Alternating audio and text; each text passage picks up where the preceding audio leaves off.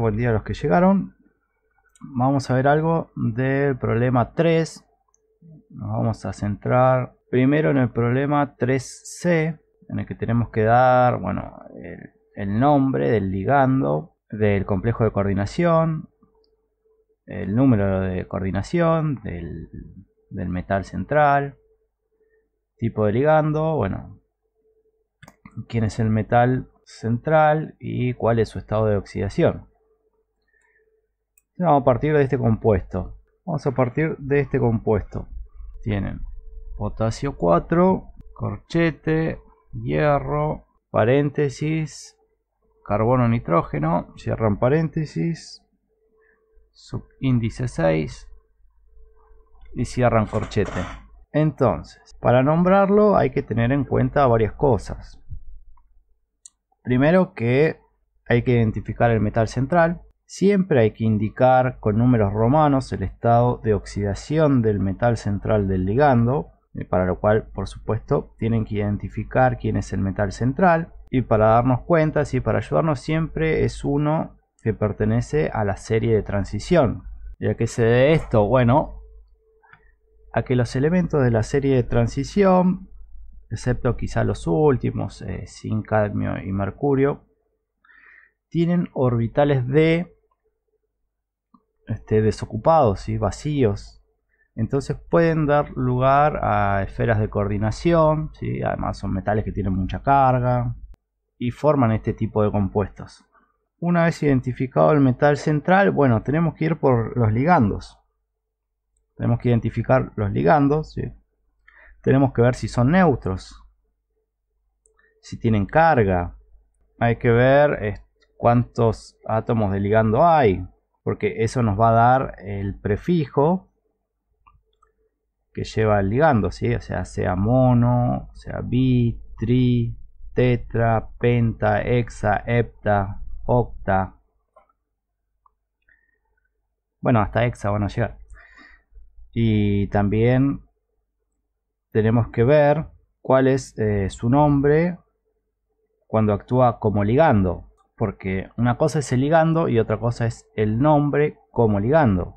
Esto sería así, es lo que tienen en la teoría. Si miramos, por ejemplo, el agua es un ligando, pero cuando lo tenemos que nombrar, no se nombra agua, se nombra aquo. Aquo es el nombre del agua cuando está como ligando. Lo mismo sucede con el amoníaco.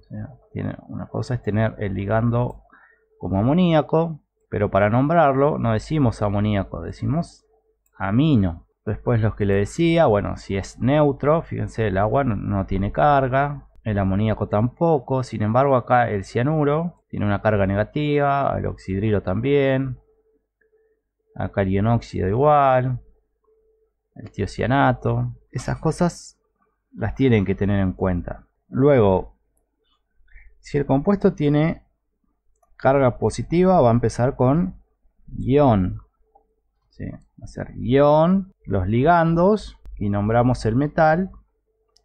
Y al final, por supuesto, su estado de oxidación en números romanos. Ahora, si tiene carga negativa, bueno, será ion o anión, terminan en ato, seguido del estado de oxidación en números romanos. Luego, los ligandos se ordenan alfabéticamente. Cuando los vamos a nombrar, tenemos que ponerlo en orden alfabético, según el nombre como ligando y sin tener en cuenta el prefijo. ¿Cómo sería esto? Por ejemplo, si tuviéramos, pongamos acá un M cualquiera, y tuviéramos, por ejemplo, 4 de agua, y si tuviéramos esto ya lo vimos recién, esto es aquo y esto es ciano, pero fíjense que este tiene un 4, entonces acá sería tetraacuo, y este, como tiene un 2, sería diciano. Ahora, di, o sea, la D está antes que la T en nuestro alfabeto. Pero como le dije, esto no se toma en cuenta, se toma en cuenta solamente el nombre del ligando. Entonces el orden alfabético empieza acá, por la A de aquo y seguiría la C de ciano. los prefijos no tienen que ser tomados en cuenta a la hora de armar el orden alfabético. O sea, el prefijo no afecta al orden alfabético. Y después tenemos que aprender a calcular el estado de oxidación del metal central, ¿sí? En base a la información que tenemos del complejo. O sea, la carga total, la carga de los ligandos, la carga de la molécula en general, dependiendo de lo que nos toque. Para nuestro caso, ¿sí? Vamos a empezar con nuestro caso. El que pertenece a la serie de transición es el hierro. ¿Sí? Entonces él es el átomo central, el metal central del complejo de coordinación. Tenemos una molécula neutra, por supuesto. Miren, esto es una molécula neutra, no tiene carga. Sabemos que bueno, el potasio pertenece al grupo 1, o sea que esto tiene carga más 1. Tenemos 4. Este es el átomo central. Bueno, y bueno, este sería el ligando. Acá tenemos el ligando, que es el guión cianuro.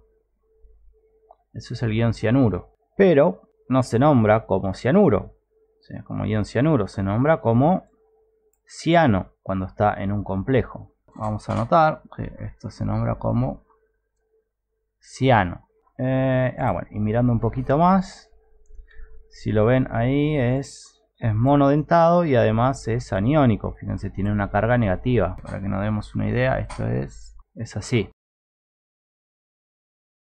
Entonces, antes de nombrarlo, como les dije, necesitamos el estado de oxidación del metal central.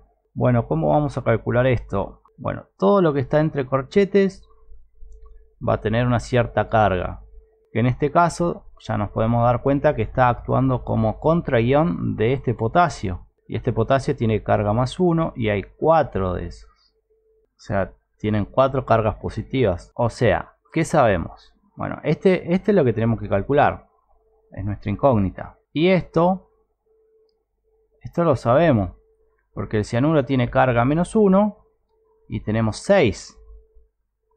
O sea, 6 por menos 1, cierro. Y ahí voy a tener esto.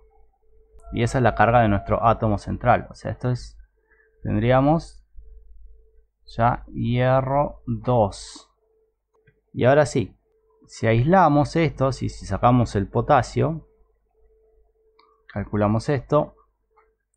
O sea, rearmamos esto, nos quedaría así.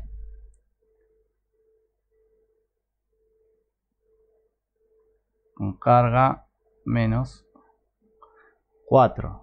Entonces fíjense que acá esto es un anión. Si este complejo es un anión, entonces va a terminar en ato. Este era un modo de aislar. Entonces, empecemos por lo fácil, lo nombramos como anión. ¿Sí? Sería, si estuviera así, sería anión. Se empieza por el ligando, o sea, ¿cuántos ligandos tenemos? 6. Entonces, para 6 es hexa.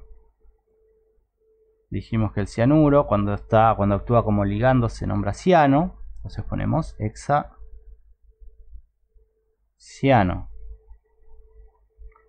Y ahora el metal. El metal tiene que terminar en ato, o sea, sería ferrato.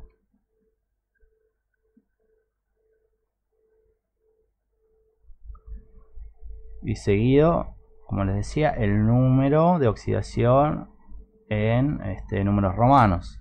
O sea, corchete, paréntesis, el número de oxidación, que lo acabamos de calcular, esto es 2. Entonces, esto sería el guión hexacianoferrato. Bueno, pero nuestra molécula no era iónica, sino que tenemos, es iónica, pero digamos, no es un anión, ¿sí? Es una molécula neutra. Entonces, si queremos nombrar esto, nos desligamos ya de la palabra ion o anión y ponemos hexacianoferrato de, bueno, el metal que vaya, ¿sí? En este caso, potasio. En este caso, para que se den una idea, esto es como está actuando como anión, el complejo es como que fuera, póngase un cloruro, ¿sí? Cuando tiene un cloruro, ustedes dicen cloruro de potasio. Bueno, esto estaría cumpliendo esa misma función, ¿sí? Es hexacianoferrato de potasio. Vamos al inciso E, el que tienen ahí abajito. Bien, ese sí es un anión, ¿ven? Tienen la carga ahí. Tiene carga negativa, entonces ya es un anión. Sin lugar a dudas es un anión. Es esto lo que tenemos. De vuelta. ¿Quién es el metal central? ¿Sí? ¿Quién es el metal de transición ahí? El cobre. Bueno, este es el metal central. Alrededor de él está la esfera de coordinación. ¿Quién es el ligando? Bueno, el ligando es el cloruro, ¿sí? Este es el ligando. Si nos vamos a ver, acá tenemos ion cloruro, es monodentado, es aniónico, tiene una carga negativa, y cuando está como ligando se lo nombra como cloro.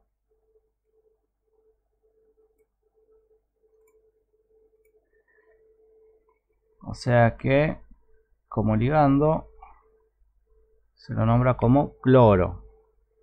Entonces, esto es. Bueno, y acá el cobre, bueno, tiene su cierto número de oxidación, que es lo que tenemos que descubrir. Bueno, vamos de vuelta. Cobre tiene un estado de oxidación que desconocemos, ¿sí? Vamos a ponerle una X.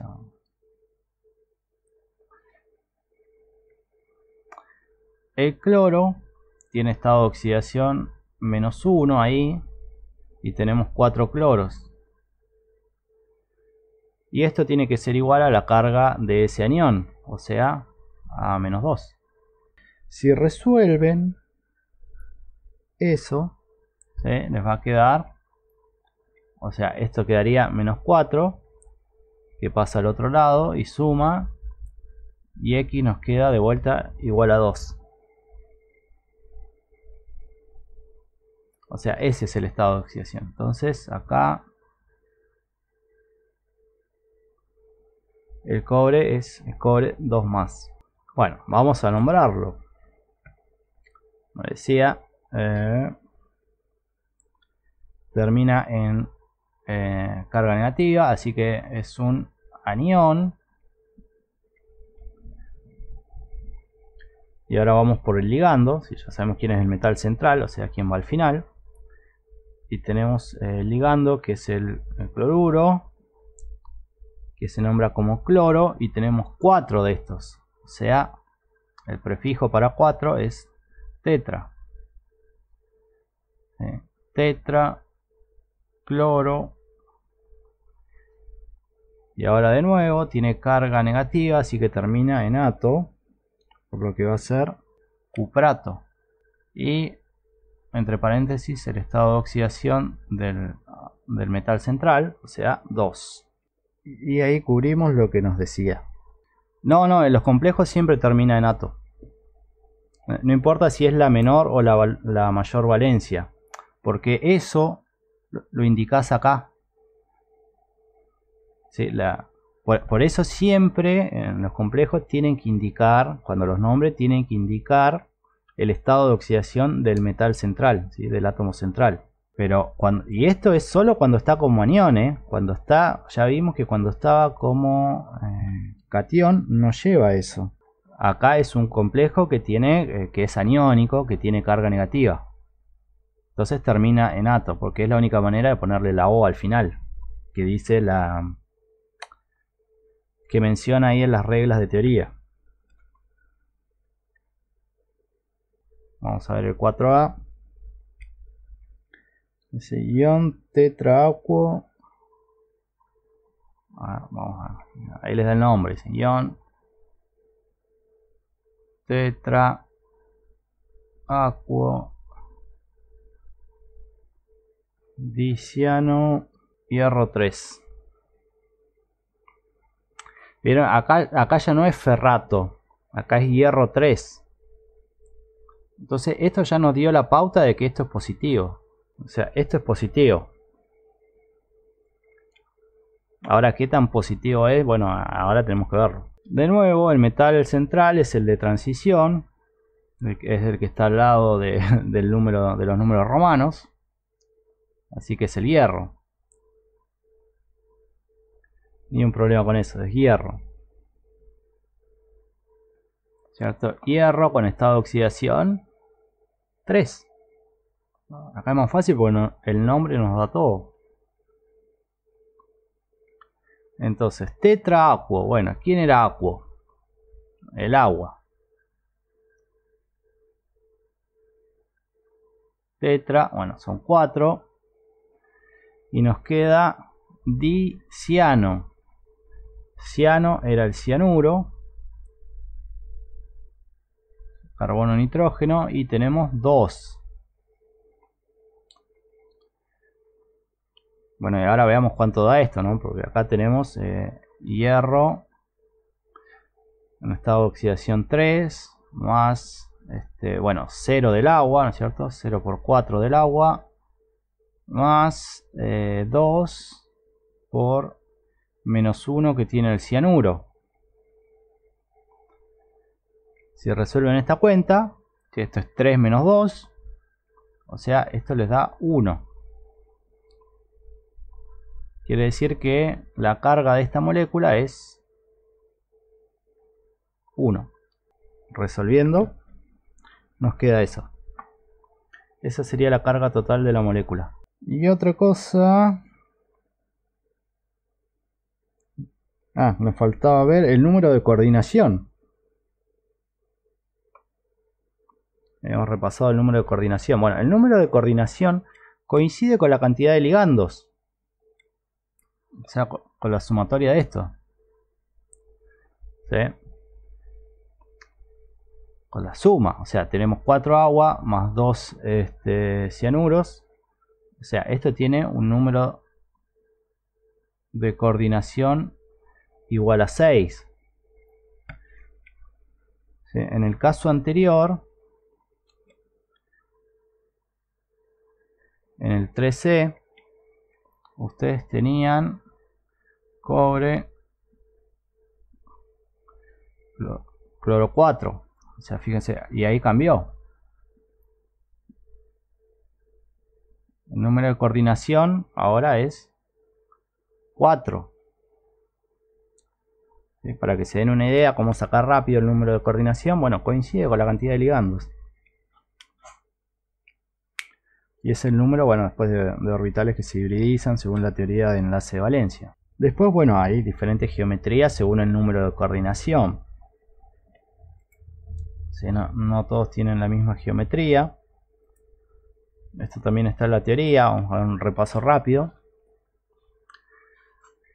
Pero para ver, fíjense, los números de coordinación. Dice, bueno, los más comunes están entre 4, 5 y 6. ¿Sí? Vamos a ver, en química inorgánica generalmente se ven los 4 y 6. ¿Sí? Que si miran para un número de coordinación 4, o sea, para un N4, tenemos o una geometría tetraédrica o plano cuadrado, dependiendo. Generalmente, fíjense acá, difiere, se hace plano cuadrado si el metal es de 8. ¿Sí? Y acá tienen estos ejemplos. Y como ven, acá tenemos nuestro cobre 2 que vimos recién. Y acá en número de coordinación 6 tenemos el hierro 3 más que vimos en el inciso 4A. ¿Sí? Y en general para los números de coordinación 6 les corresponde una geometría octaédrica. Ahí ya no depende si llegan ahí al D8. Es independiente. Los números de coordinación 6 tienen geometría octaédrica. Y si ven acá son todos metales de transición con estado de oxidación 3+. Sí. Excepción de acá, bueno, es el oro, que está acá arriba, pero bueno, es una excepción. Eso en cuanto a geometrías. ¿Dónde estamos? 18, bueno. Les da un complejo. Bárbaro. Nombrarlo y dibujarlo. Bueno, nos daba la fórmula.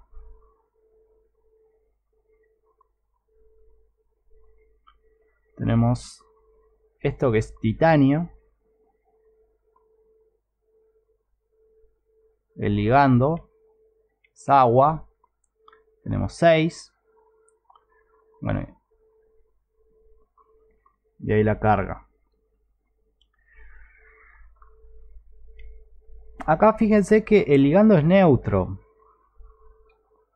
O sea que la carga de este ion va a coincidir con el estado de oxidación del metal central. Y que el metal central es el titanio porque él es el que pertenece a la serie de transición. ¿Sí? El agua no pertenece a la serie de transición. Entonces vamos a darle nombre a esto. Carga positiva. Ion. Bueno, ligandos. Tenemos uno. Es el agua. El agua como ligando es aquo. ¿Cuántos tenemos de estos aquo? Tenemos 6, o sea, hexa. Ion hexa-aquo. Y ahora tiene carga positiva, ¿sí? Así que va el nombre del metal tal cual es. O sea, hexa-aquo. Titanio. Y entre paréntesis su estado de oxidación, que como les dije, como el ligando es neutro, entonces en este caso coincide el estado de oxidación con la carga del ion. Y repito, es en este caso porque el ligando es neutro. Si acá tuviéramos un cianuro, por ejemplo, ya sería otra la historia. Entonces ahí vimos átomo central, su estado de oxidación, ligando, ¿sí? Ya vimos que es neutro, es monodentado, no pasa nada. Ahora si miramos, tenemos 6 ligandos en la esfera de coordinación, ¿sí? O sea, el número de coordinación es 6. Y para esto, la geometría es octaédrica. ¿Sí? Lo acabamos de ver, ¿eh? Para un número de coordinación 6, la geometría es octaédrica. Entonces, bueno,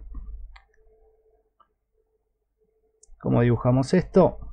Bueno, como siempre, ponemos el metal y dibujamos un plano alrededor de él, hacia arriba y hacia abajo, y ponemos los ligandos, que bueno, en este caso eran todos los mismos, era agua por varios lados, agua, agua y agua, 6 aguas. Acá no se ve bien, esto es agua, pero no termina ahí la cosa porque esto tenía carga. Entonces ponemos un corchete gigante ahí e indicamos la carga, ¿sí? Esa es la forma de dibujarlo. Y bueno, para todos los que tengan este número de coordinación, esta es la figura, ¿sí? El átomo, el metal de transición va acá en el centro y los ligandos van todos alrededor. Bueno, plantear algo de isomería no tiene caso porque todos los ligandos son agua. así que no va a pasar nada. Pero no va a haber isómero de ningún tipo, pero revisen los videos de teoría, las diferentes formas de isomería que hay. Ahora el punto B. Bueno, el punto B ya se pone un poco más complejo. Tenemos que usar la teoría del enlace de valencia, aunque no nos da la susceptibilidad magnética. La teoría del enlace de valencia, ustedes le tienen que dar la susceptibilidad magnética o la medida de magnetismo para que sepan si es paramagnético o diamagnético, ¿sí? Esta teoría lo que requiere es eso. Pero bueno, tanto para esto como para la teoría del campo cristalino, primero tienen que averiguar la configuración electrónica del metal central. O sea, ustedes tenían esto, el titanio 3+. Entonces, bueno, ¿cuál es la configuración electrónica para esto? Bueno, veamos para el titanio, ¿sí? ¿Cuál es la configuración electrónica para el titanio? Si mira la tabla periódica, bueno, van a ver que es la configuración del argón más 3 orbitales d con 2 electrones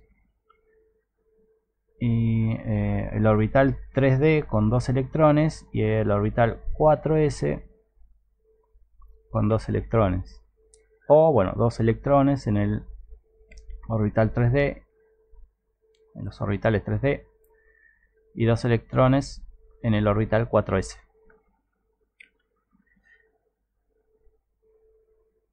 Y ahora tenemos titanio 3+. Bueno, ¿y qué quiere decir titanio 3+? Es un átomo de titanio que tiene 3 espacios desprovistos de electrones, o que perdió 3 electrones. Entonces de acá hay que sacar 3 electrones. O sea, se van los del 4s y se va uno del 3d. O sea que la configuración para el titanio 3+ va a ser, bueno, la del argón y un electrón en uno de los orbitales 3d. Entonces, bueno, planteemos nuestra teoría del enlace de valencia.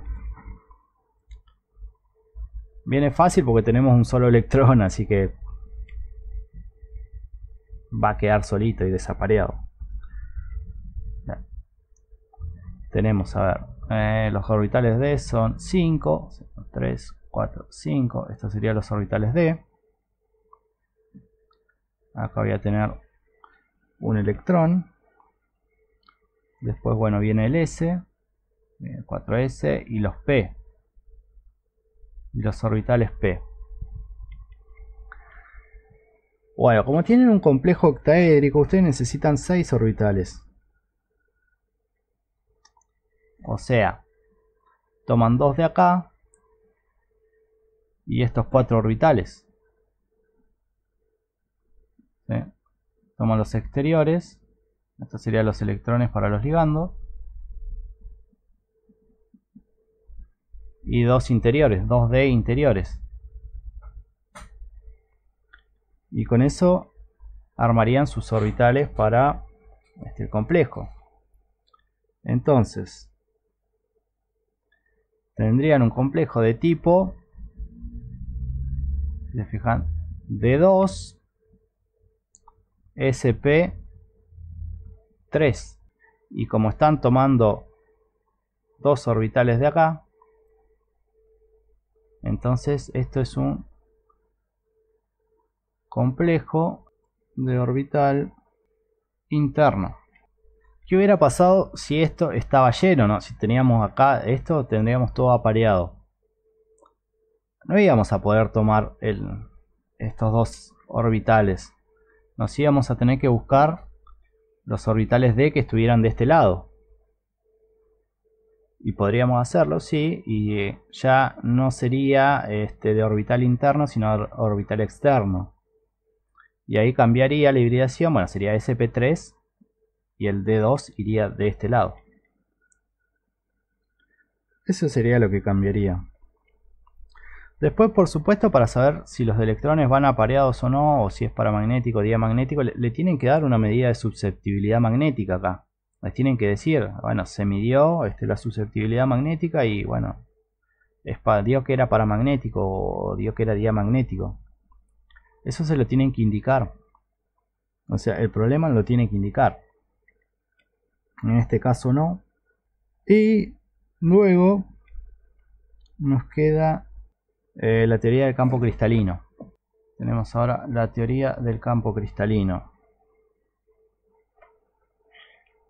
Y la teoría del campo cristalino, si para un campo octaédrico, como es el que tenemos, se basa en el desdoblamiento de esos orbitales d, ¿sí? Y la diferencia energética que hay en ese desdoblamiento, ¿sí? Una diferencia energética que hay involucrada en ese desdoblamiento. ¿Cómo sería esto? Bueno, tienen ustedes sus 5 orbitales d, o sea, dxy, dyz,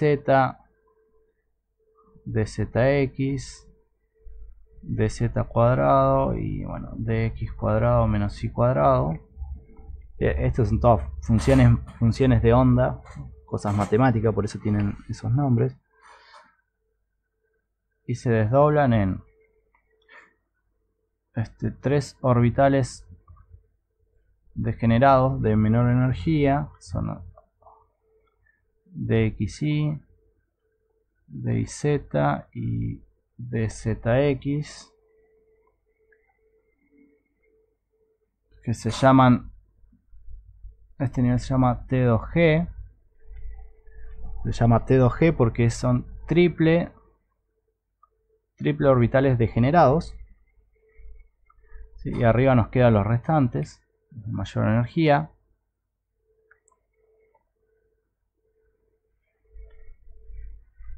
Dz cuadrado y dx cuadrado menos y cuadrado, que estos son los orbitales EG, o sea, orbitales de energía degenerados, y doble orbital de energía degenerado. Y la diferencia entre EG y T2G, la diferencia energética es delta O, ¿sí? Esto es delta mayúscula. O sea, y la O, bueno, es de octaédrico. Cuando sea el campo tetraédrico, bueno, ven, esto se invierte, ¿sí? Estos pasan abajo y estos arriba. Y no es delta O, es delta T.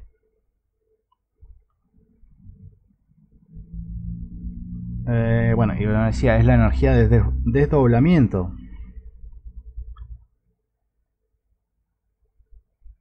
Y acá tiene mucho que ver la fuerza del ligando, o sea, cómo desdobla el campo octaédrico el ligando, bueno, el campo tetraédrico. Y para eso tenemos la serie espectroquímica, que es esta. Todo lo que empieza en este lado es de campo fuerte. Y cuando se va todo hacia la izquierda empiezan a ser de campo débil. ¿Y qué quiere decir campo fuerte y campo débil? Bueno, es el desdoblamiento que produce en los orbitales, ¿sí? En esto. O sea, ¿qué tan grande o tan chico va a ser este desdoblamiento? Bueno, depende del ligando. Si es de campo débil, este desdoblamiento es chiquito. Si es de campo fuerte, la separación entre estos orbitales es muy grande.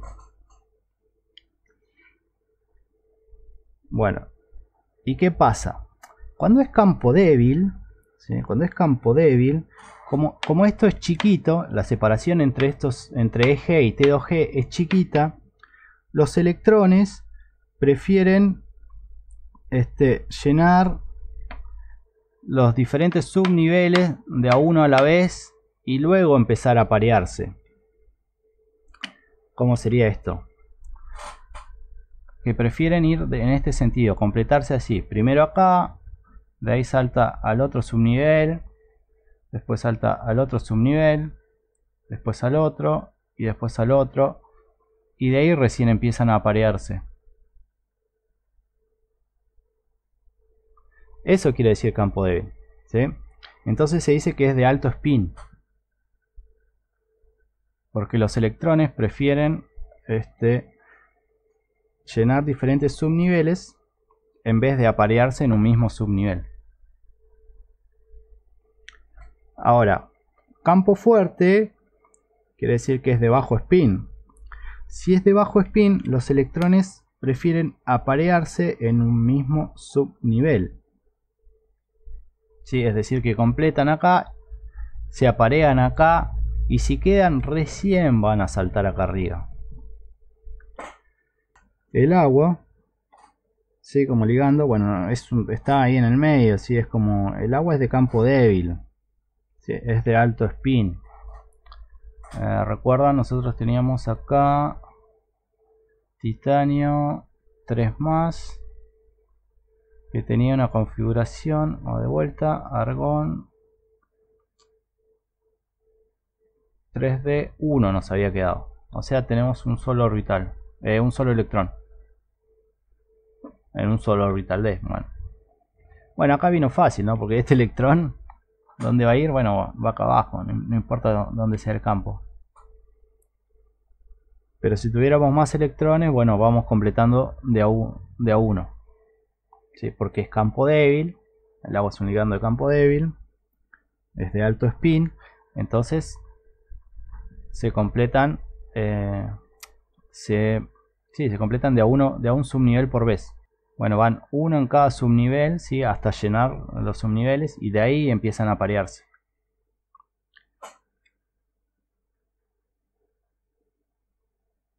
Y bueno, por supuesto acá, si miramos, quedó en... Simplemente tenemos un electrón en T2G. O sea que si tenemos que escribir el campo octaédrico para esto sería... Bueno, T2G superíndice 1. Si tuviéramos todo, y bueno, ¿y hasta dónde va a llegar T2G? Bueno, si se aparean, van a ser, y tenemos 3 subniveles, T2G va a llegar hasta 6. Y de ahí va a saltar a EG. Y EG va a llegar hasta 4.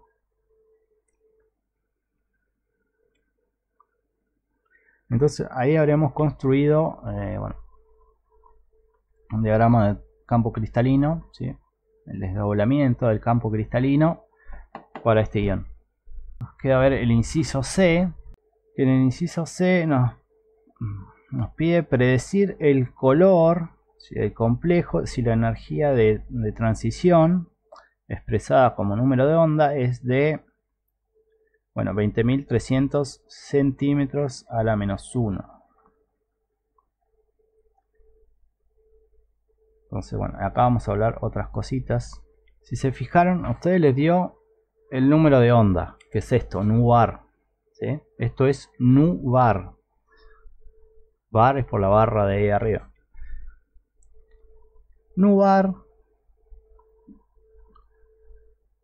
es 1 sobre lambda. ¿Sí? Eso es nu bar. Y lambda se expresa en nanómetros. ¿Sí? Generalmente se expresa en nanómetros. O sea, para longitudes de onda, digamos en el visible, se expresa en nanómetros. Después tienen otras longitudes de onda para otras cosas. Así que ya irán hasta los metros. O sea, esto depende de la onda, ¿no? Pero bueno, acá como son longitudes de onda corta, digamos, se expresan en nanómetros. Entonces, si nu bar, o sea, si el número de onda es la inversa de lambda, de la longitud de onda, entonces bueno, podemos hacer acá un intercambio, ¿sí? Para averiguar la longitud de onda. Simplemente decimos que lambda es 1 sobre nu bar, o bueno, nu bar con un exponente. O sea, es 1 sobre el número que les daba, ¿no? 1 sobre 20.300 centímetros a la menos 1. Y fíjense que va bien, porque esto acá, o sea, centímetro a la menos 1, esto es 1 sobre centímetros. Y está acá abajo. ¿Sí? O sea, la unidad está acá abajo, o sea que pasaría acá arriba. Entonces, si seguimos pasando esto, nos quedaría esto ya expresado en centímetros. Pero lo necesitamos en nanómetros. Y para pasar de centímetros a nanómetros, ¿sí? Un centímetro son 10 a la séptima nanómetros. ¿Sí? Y ahí tienen que hacer esta cuentita. 1 sobre 20.300 por 10 a la séptima. Y si hacen esa cuenta, esto les va a dar igual a 493 nanómetros. Esa es la longitud de onda que absorbe el complejo, ¿sí? Que absorbe. Y acá hay que distinguir algo, que es, una cosa es lo que absorbe la molécula y otra cosa es lo que emite. Lo que vemos nosotros es lo que ven nuestros ojos es lo que emite, la luz que emite, ¿sí? Y la luz que emite siempre es el color complementario al color que absorbe. ¿Cómo sería esto? Bueno, miren, quedamos acá en 493 nanómetros. Entonces vamos al espectro, ¿sí? Acá tiene un espectro con varias longitudes de onda, ¿sí? Que van, bueno, acá van de lo más chiquitos, ¿sí? Picómetro, Armstrong, nanómetro, bueno, fíjense, micrómetro. Están las ondas de microondas, las ondas de radio que ya se miden en kilómetros. Eso para que vean. Y nos habíamos quedado en esto. Nosotros teníamos una longitud de onda de 493 nanómetros. O sea, estaríamos en esta zona. De 400 a 500 nanómetros. Entonces, en esta zona, el color que se absorbe es el verde azulado. O sea, este color. Eso es lo que absorbe la molécula. Pero lo que emite, o sea, lo que no absorbe, lo que se refleja, que es el color complementario, y es lo que vemos nosotros, es este color. O sea, el rojo. Entonces, ¿cuál es el color del complejo? El complementario del que absorbe. O sea, para este caso, el color rojo. Bueno, ¿cómo se relaciona esto con el desdoblamiento? Ustedes tenían, vamos a ver, por ejemplo, tenían el desdoblamiento del campo octaédrico, bueno, y sigue la ecuación de Planck, ¿sí? Para paquete discreto de energía, o sea, esto sería la constante de Planck por la velocidad de la luz dividido la longitud de onda, ¿sí? 1 sobre la longitud de onda es nu bar, o sea que hc por nu bar nos da esto. Pero bueno, acá quedémonos con esto, ¿sí? Con esto simple, así.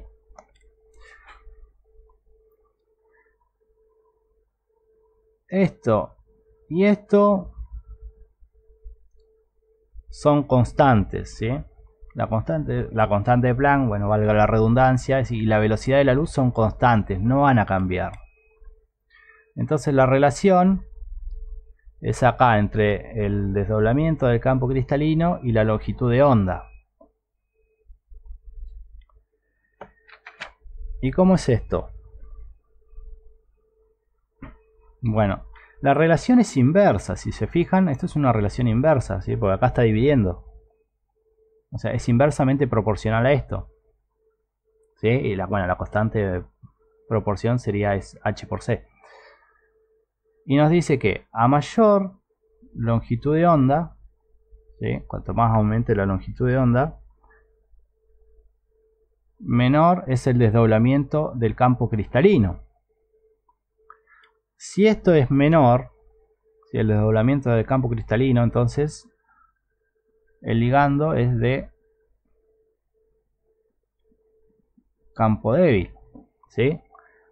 O al revés, un ligando de campo débil produce un menor desdoblamiento del campo cristalino, por lo tanto la longitud de onda va a ser grande, ¿sí? Va a ser mayor. Vamos con el caso inverso. A menor longitud de onda, ¿sí? A menor lambda, es mayor la energía de desdoblamiento del campo cristalino, bueno, en este caso octaédrico. Y acá tenemos un ligando de campo fuerte. Leído a la inversa.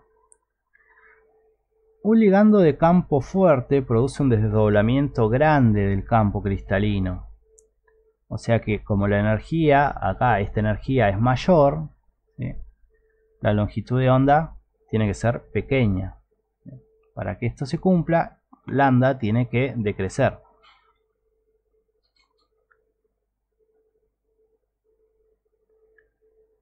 Entonces, y ahí pueden ver ustedes el corrimiento. Digamos, teniendo un espectro de absorción, ¿sí?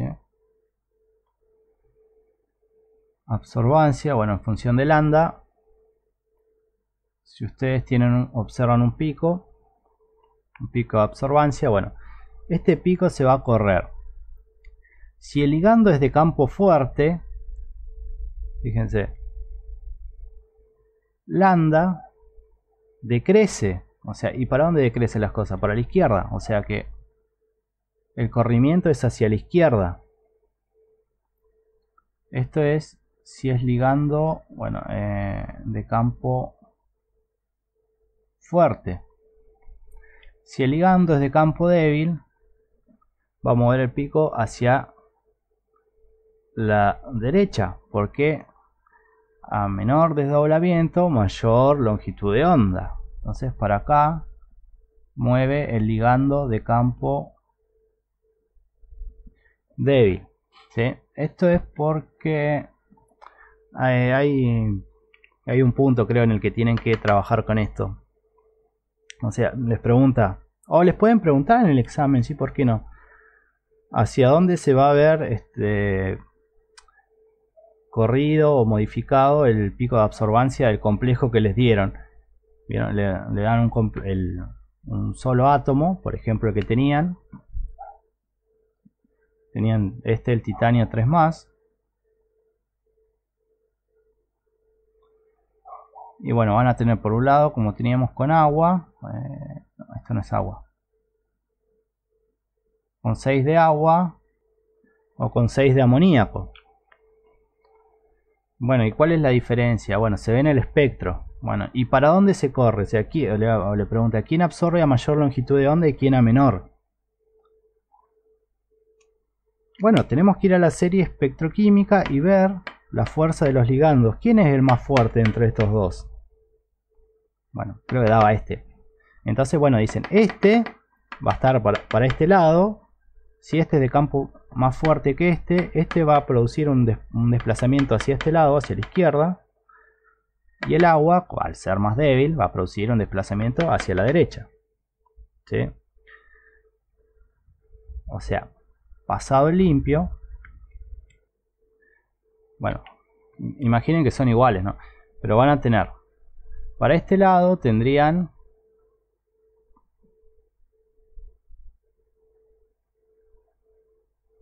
este complejo. El metal central es el mismo, lo que cambia es el ligando. Como este produce un mayor desdoblamiento, entonces lambda disminuye, por eso este se ve hacia la izquierda y este hacia la derecha, ¿sí? Este produce un menor desdoblamiento, entonces la longitud de onda aumenta, o sea, está más a la derecha. Este produce un mayor desdoblamiento, lambda disminuye, se va a la izquierda.